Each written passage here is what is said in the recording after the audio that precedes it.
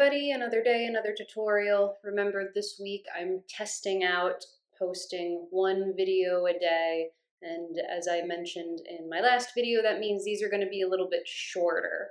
So today we're just going to kind of talk a little bit about turnout. This is not the turnout video. I do plan to make like everything you need to know about turnout, the ultimate turnout video, the way I understand turnout. This is not that video, but I hope to make it soon. This is answering a question from 2 years ago. I'm confused about the part of turning out when the sole of the foot is completely flipped inside out towards the mirror. Isn't that actually way more than proper 180-degree turnout?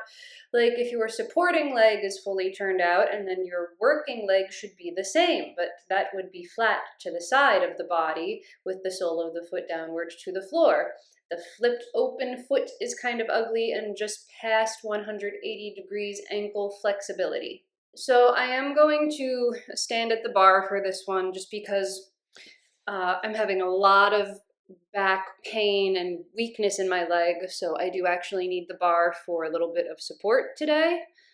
But I think all of these things will apply even if you were standing in the center without the bar. So what this question is referring to, or what I think this question is asking, is why is it that when we're standing in 180-degree turnout. I'm not quite 180 degrees right now. I can be, but I'm not really warmed up, so I don't want to push it.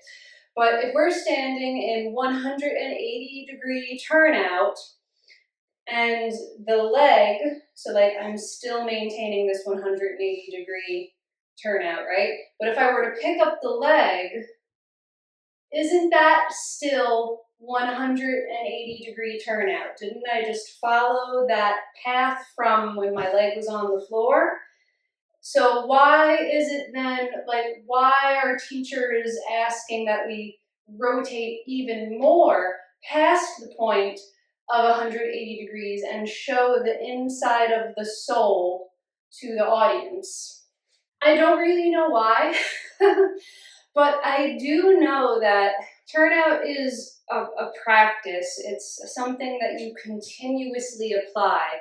Turnout is something that I don't think there is an upper limit to turnout. I think as the standards have evolved and as ballet has evolved, I think the goal is to just as much turnout as you can muscle, safely, obviously. And anatomically, something does happen when your leg is in the air. I think it has something to do with like your femur kind of dropping, and that is what allows you to like rotate it even more. You can kind of do this on the floor, but for some reason, you actually get more mobility when your leg is in the air. And, theoretically, if you're always working and striving to keep continuously turning out as much as you can, it would make sense that, when your leg is in the air, you just go at max capacity, just keep going for as long as your body will allow.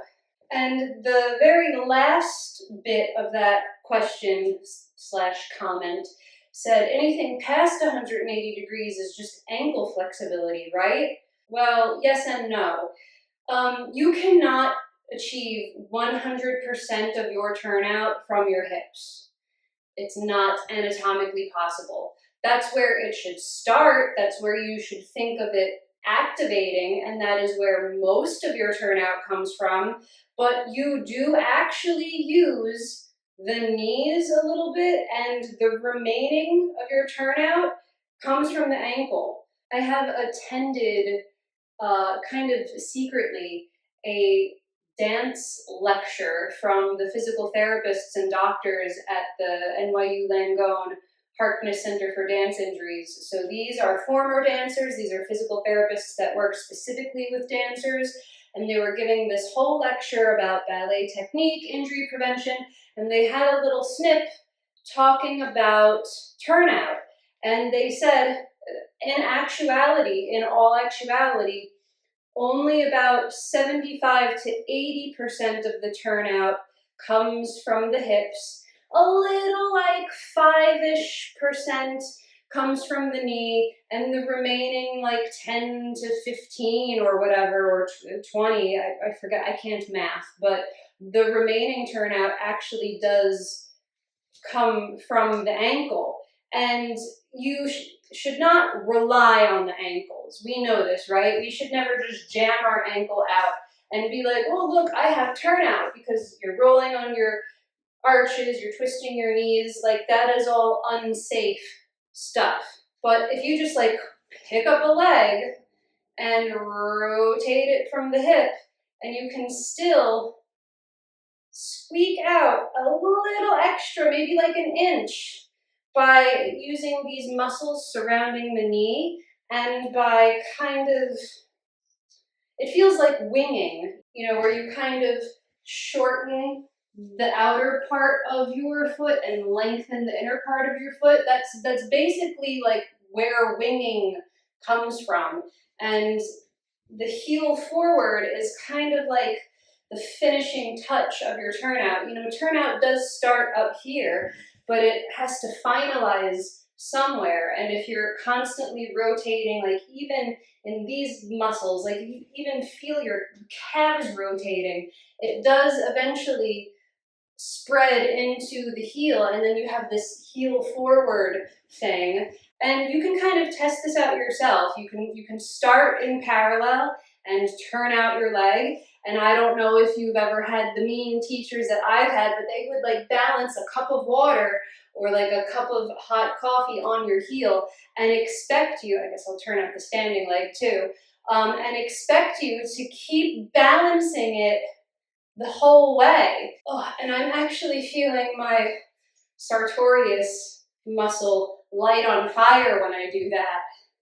I'll do the other leg. As I said, I'm not really warmed up for this, but you know, if the goal is always turn out, turn out, turn out, always use these inside muscles, always use this sartorius muscle, always work on like peeling it back and rotating, and especially if you can access more rotation the higher your legs go, then yeah, this is a thing to show the inside of the heel or the inside of the sole, show it to the audience. Ow. So yes, here we have the 180-degree turnout. Yes, we just did our tendu, and already we got to start fighting for it before we even raise it. And I don't know why, once we get to like the 90-degree point, you gain access to a little more rotation. I don't know what it is. Anatomically, there is some reason, like where the femur sits in the hip socket, where there's some anatomical reason that we get a little extra rotation once the leg is like at or above 90 degrees. So like, yes, this is correct, but if you can access more, that's even like more correct. And actually that you're getting the butt. Because when you're standing and your legs are close together, your butt cheeks are kind of like close together. You can't really like rotate them anymore, because then they'll just like bump into each other. There's nowhere for them to go. But once you start lifting a leg, the butt cheeks separate. And now if you want to like squeeze those butt cheeks back together, remember how I said a lot of turnout is imagining that like you're bringing your own butt cheeks together, like it's like a wiping back to front feeling. Like grab your own butt cheeks and get them under you, and that energy kind of continues up here. So it's always like being wrapped around and pulled under and up under you.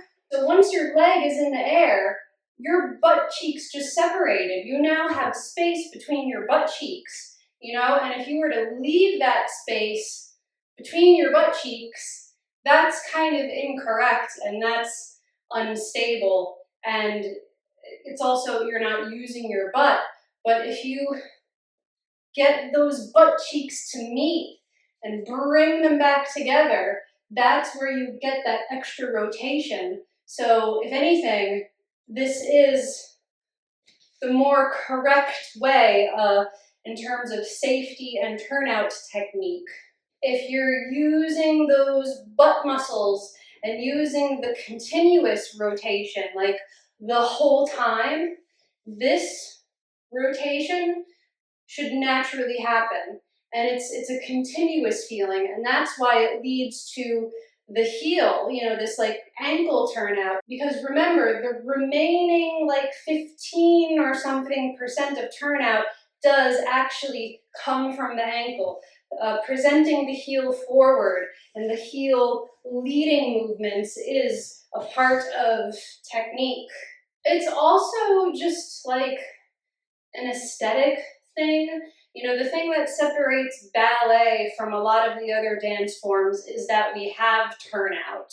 So if we were to just leave it like this, you know, this looks like anybody could do that. That looks kind of like jazzy, maybe, I don't know. But the fact that you like access the turnout and keep it going and push it to its limit, that's like the ballet way to do it. So I hope that makes sense. Thank you for watching. I hope this was a fun little chat, even though it technically wasn't a tutorial, just something to think about.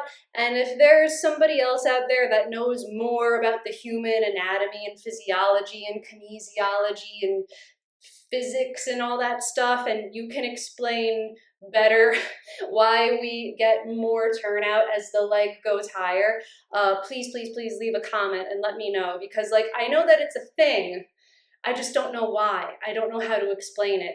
I just think it has something to do with like the head of the femur being able to like drop and rotate more and you get more, whatever. Thank you so much, and I will see you tomorrow. Stay salty.